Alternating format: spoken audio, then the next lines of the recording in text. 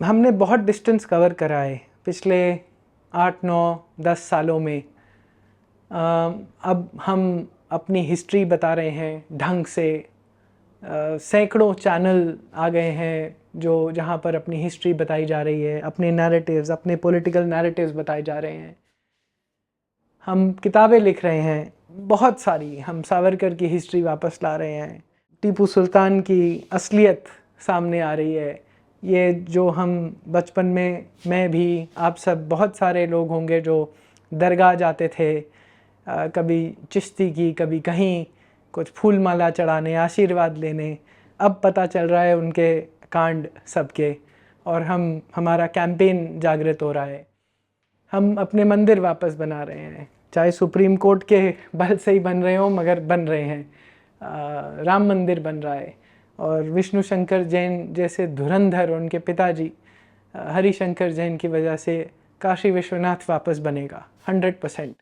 केरला में बहुत सारे छोटे छोटे टूटे हुए मोपला, और उससे पहले हैदर अली, इन सब की जो इन्वेजन्स के समय के वो छोटे छोटे टेम्पल्स, एक बहुत बढ़िया संस्था वो बना रही है। कुछ अभी 300 प्रोजेक्ट धीरे धीरे रिवाइव हो रहे हैं। शारदा पीठ के पास, ऑफ कोर्स हमारी साइड पे असली शारदा पीठ तो पीओके में है, बट हम शारदा का मंदिर बन रहे हैं। हमारे बहुत सारे गुरुकुल रिवाइव हो रहे हैं, बन रहे हैं, नए बन रहे हैं। ऐसा इतनी एनर्जी तो बहुत कम पहले देखने को मिली है। आज से आप 10 साल पहले जाइए, आपको ये सब नहीं मिलता होगा। अब बहुत नए नए गुरुकुल खुल रहे हैं, उनके लिए फंड रेजिंग हो रही है, पूरे भारत में हो रही है। हम पहली बार पब्लिकली टीवी पे इस्लाम को चैलेंज कर रहे हैं। आज तक हम चुप्पी साधे बैठे थे, अब एक्स मुस्लिम्स आ रहे हैं जो बोल रहे हैं, हमारी इस तरफ के व्यक्ति बोल रहे हैं। आनंद रंगनाथन शायद हमारी सबसे बड़ी टीवी पे लार्ज स्केल वॉइस है इस समय। हम फिल्म्स बना रहे हैं, केरला स्टोरी भी बना रहे हैं, कश्मीर फाइल्स भी उससे पहले, अब दिल्ली फाइल्स, और न जाने क्या कितनी कितनी फिल्म्स कोशिश कर रहे हैं बनाने की आगे। किताबें तो चेंज नहीं हुई हमारी हिस्ट्री की। सब ने बोल दिया, इस सरकार के सबसे बड़े मिनिस्टर्स ने खड़े होकर बोल दिया कि हमारी किताबें चेंज होनी चाहिए, हमारी हिस्ट्री बताई जानी चाहिए सही तरह से, मगर समझ में नहीं आता, उन्हीं के हाथ में है, मगर वो हिस्ट्री बुक्स क्यों नहीं चेंज कर पाते। कुछ छोटे छोटे जी पैराग्राफ काट दिए, कुछ पेज कम कर दिए, कुछ ऐड कर दिए, बट ब्रॉडली शायद कुछ ज़्यादा मामला ठीक नहीं हुआ है। और फिर सरकार बदलती है, अगर स्टेट्स में चेंज होता है तो वो आके 2 हफ्ते के अंदर सब कुछ अंडू कर देते हैं। 15 साल का काम, जैसे मध्य प्रदेश में शायद कुछ महीनों के लिए शायद कमलनाथ आया था, और सब कुछ जो हिस्ट्री की बुक्स का चेंज किया था पिछले 10-15 साल से, सब अंडू कर दिया। फिर भी हमारा इस सरकार का एक IKS का इनिशिएटिव है, इंडियन नॉलेज सिस्टम्स, भारतीय ज्ञान परंपराओं का, उसको स्कूल्स, कॉलेजेस, ज़्यादातर कॉलेजेस, वहाँ पर लाने की एक चेष्टा है। बहुत अच्छा एफर्ट है, इसमें कोई डाउट नहीं है। और पूरे भारत में हर जगह इतनी एनर्जी है IKS के ऊपर। इंडिविजुअल्स, संस्थाएं, colleges, IITs, faculty development programmes कर रही हैं। हमने संगम टॉक्स में रिकॉर्ड करे हैं बहुत सारे। आपको जिस चैनल पर आप ये वीडियो देख रहे हैं, वहीं पर आप जाके IIT के FDP वीडियोस देखिए। ब्रिलियंट, बहुत बढ़िया काम हो रहा है, और ऐसी एनर्जी, इतनी ऊर्जा पहले शायद कभी नहीं हुई। तो बदलाव तो हो रहा है। ऑफ कोर्स हमारी इकॉनमी का तो खैर बिल्कुल इतनी ऊर्जा शायद इकॉनमी में हमारी इंडिपेंडेंस या उससे बहुत साल पहले कब ऐसी ऊर्जा थी इकॉनमी को रिवाइव करने के लिए, शायद याद भी नहीं होगा कोई। तो दिस इज़ टेरिफिक, है ना। तो पूरी एंटरप्रेन्योरियल एनर्जी देश की रिवाइव हो रही है। इस स्तर की हिंदू जागृति तो शायद 200 वर्षों में नहीं हुई होगी। अब 200 वर्ष बोलने की बात है, वो 100 हो या 300 हो, आपके ऊपर, आप जज हैं। बट एक कहने की बात है कि बहुत समय से इतनी हिंदू जागृति शायद हमने तो नहीं देखी, और ये बढ़ती जा रही है। एक बहुत अच्छी एक अच्छा विचार है जिसमें ये माना जाता है कि Narendra Modi is a consequence of Hindu resurgence. He is not the cause of Hindu resurgence. मतलब नरेंद्र मोदी कॉज नहीं है हिंदू रिसर्जेंस का, वो आउटकम है, वो प्रोडक्ट है हिंदू रिसर्जेंस का। ऑफ कोर्स उनका वहाँ रहना और ये इकोसिस्टम आगे बढ़ना, ये एक दूसरे को कॉम्प्लीमेंट्री तरह की एक फोर्सेस हैं if you like, and so रहना ज़रूरी है। अनफॉर्चुनेटली हिंदू लीडर से आप बात करें कभी भी किसी संगठन में, किसी ग्रुप मीटिंग में बैठकर, अगर आप ये पॉइंट बोल भी दें कि जी हम सिविल वॉर की तरफ बढ़ रहे हैं, अदर पार्टीशन की तरफ बढ़ रहे हैं, तो बहुत गुस्सा हो जाते हैं, बहुत गुस्सा, मतलब बहुत रोष पैदा हो जाता है। टेबल वो हो जाते हैं कि ज़ोर से नहीं होने देंगे, ये कैसे रोकेंगे, कैसे रोकेंगे ये बताइए। ये तो कोई बताता ही नहीं है, हमें क्लैरिटी नहीं है। हम क्या सिविल वॉर के लिए प्रिपेयर कर रहे हैं? मुझे तो नहीं दिखता आसपास की कोई सिविल वॉर के लिए हमारी बड़ी प्रिपरेशन चल रही है। हम तो एक्चुअली उनकी प्रॉब्लम्स सॉल्व कर रहे हैं और उन्हें अपनी जीत बोल रहे हैं, जैसे कि ट्रिपल तलाक। ये हमारी प्रॉब्लम ही नहीं है ना जी, ये हमारी प्रॉब्लम है, क्योंकि यार आपके लोगों में हम आपको मेन स्ट्रीम करना चाहते हैं।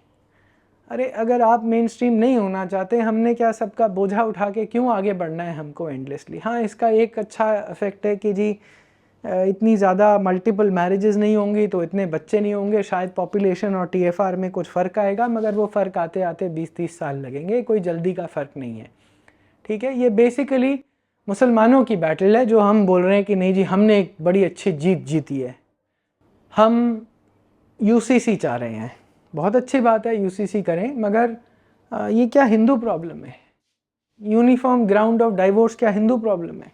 एलिमनी उनको देनी चाहिए, हिंदू प्रॉब्लम है? हम कोई इससे हमें परेशानी है इससे?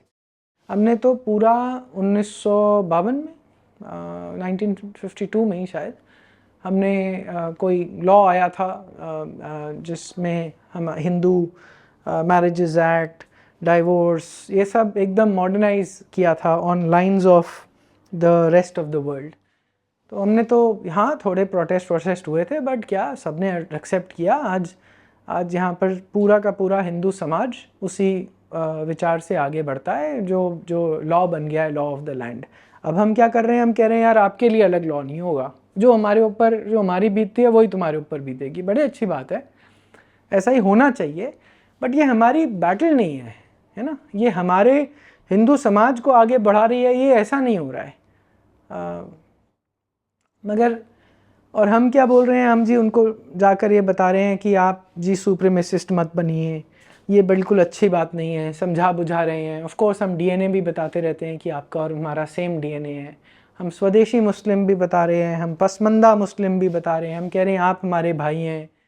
फिर हमें बोला जाता है ये हिंदू संगठित नहीं है जी, संगठित नहीं होता। सारी प्रॉब्लम हमारी बता देते हैं सारे पॉलिटिशियन, सारे बड़ी बड़ी हिंदू संस्थाओं वाले कि आप इकट्ठे उतरते नहीं। क्या करें यार, काम धाम छोड़ के उतर जाएं? अब हम तो नहीं है ना उनकी तरह की मस्जिद से जो भी फंडिंग आती है, हमें बच्चों को भी पालना है, पढ़ाना है, हम तो आगे बढ़ाने हैं। ये सब काम हम उसके साथ साथ करते हैं, रिस्क लेके। ठीक है जी। अच्छा, फिर बात आ जाती है जी एंटी कन्वर्जन लॉज आएंगे तो ये हमें बचा लेंगे। ये बिल्कुल बेकार बात है। Anti conversion laws will not save us, that it will only be detrimental to us. हमें ही वापस किसी को घर वापसी करने के लिए वो हमें ही डेट्रीमेंट करेंगे। ठीक है, ये एक अभी मैं इसी के बारे में थोड़ी सी आगे चर्चा करता हूँ, आगे बढ़ते हैं। एक चीज़ आप सबको समझ लेनी चाहिए बहुत अच्छे से, हिंदू रिप्लेसमेंट रेट। ठीक है, इसका मतलब होता है कि अगर हमारे को पॉपुलेशन को स्टेबलाइज करना है, जितनी अभी है हिंदूज़ की पॉपुलेशन अगर उतनी रहे, कहीं भी किसी की भी, यूरोप में क्रिश्चियंस की पॉपुलेशन स्टेबलाइज करनी है तो रिप्लेसमेंट रेट होता है ना, कि वो सेम रहे, कम से कम डिक्लाइन ना हो, बड़े नहीं तो डिक्लाइन ना हो। वो रिप्लेसमेंट रेट होता है 2.1। मतलब on an average her mother को 2.1 चिल्ड्रन होने चाहिए on an average, right. Hindus का भारत में रिप्लेसमेंट रेट 1.94 है, सिखों का 1.61, जैनों का 1.2। इसलिए बता रहा हूँ क्योंकि मेरे लिए ये तीनों हिंदू हैं। ठीक, तो ओवरऑल अगर आप देखेंगे इनका एवरेज निकाल कर तो और भी इससे कम हो जाता है। और डॉक्टर बजाज के अकॉर्डिंग ये रिप्लेसमेंट रेट मुसलमानों का 2.2 to 2.74 के बीच में है, which means the population is increasing and fairly rapidly. In some states 3.4 है, कुछ स्टेट्स में कम है। हाँ, population with urbanisation modernisation decline हो रही है, बट ये पॉकेट्स में है, और ये बात पक्की है, ग्लोबल फिनोमेना है, मगर पॉकेट्स में है। और ऐसे लार्ज स्केल पॉकेट्स हैं जहाँ पर बहुत लार्ज स्केल ग्रोथ भी है। So this average is very very high by the way, right. Christians बिल्कुल भारत में ऑन द एज हैं, थोड़ा बहुत डिक्लाइन पे ही हैं। तो अब हमारे सामने क्या रहा है, हम क्या करें? इस्लामिक रिपब्लिक ऑफ इंडिया 2047 में बनने का इंतज़ार करें, हाथ पे हाथ धरे रहें? तो करें तो हम लोग क्या करें? क्या पॉलिटिशियन से अपेक्षा रखे बैठे कि वो बदलेंगे, वो हिंदू राष्ट्र बनाएंगे? तो ये सब नहीं होने वाला है, इनके बस का नहीं है। ये हमारे को बस अपना काम आगे करने दें, वो बहुत है। इनके लिए पावर में रहें हमारे लिए बहुत अच्छी बात है, वो हमारे को सुविधा है। ये बात ये क्लियर होनी पड़ेगी। हिंदू रिवाइवलिज्म, हिंदू रिसर्जेंस इस देश में आई है, और मोदी जी और ये गवर्नमेंट, योगी जी, हेमंत बिस्वा शर्मा और सब जो हैं, are an product and an outcome of this Hindu revivalism, this Hindu resurgence. They are not the cause of it.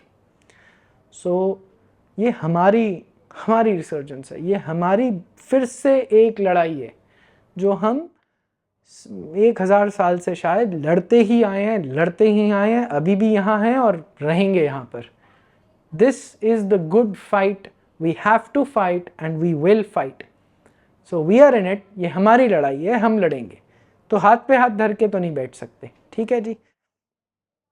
एक सबसे बड़ा बदलाव जो हमें करना पड़ेगा, हमें विस्तारवादी बनना पड़ेगा, इसका कोई दूसरा रास्ता नहीं है। ये जो सारी प्रॉब्लम्स आपके सामने रखी, एक सल्यूशन, एक तोड़, विस्तारवाद। हिंदुत्व को भारत में, भारत के कोने कोने में, शहरों में, गांवों में, भारत से बाहर जाकर विस्तारवाद, अगर हम हिंदू धर्म को बाहर फैलाना शुरू करेंगे तो ही हमारे धर्म का एक्सपेंशनिज्म होगा, तो ही हमारी ये सारी प्रॉब्लम्स जो लिस्ट करी मैंने, आपके साथ साझा करी, इन सब का ये एक ही निचोड़ है, मेरी बुद्धि के अकॉर्डिंग, मेरी इंटेलिजेंस के अकॉर्डिंग, और कोई इलाज नहीं है।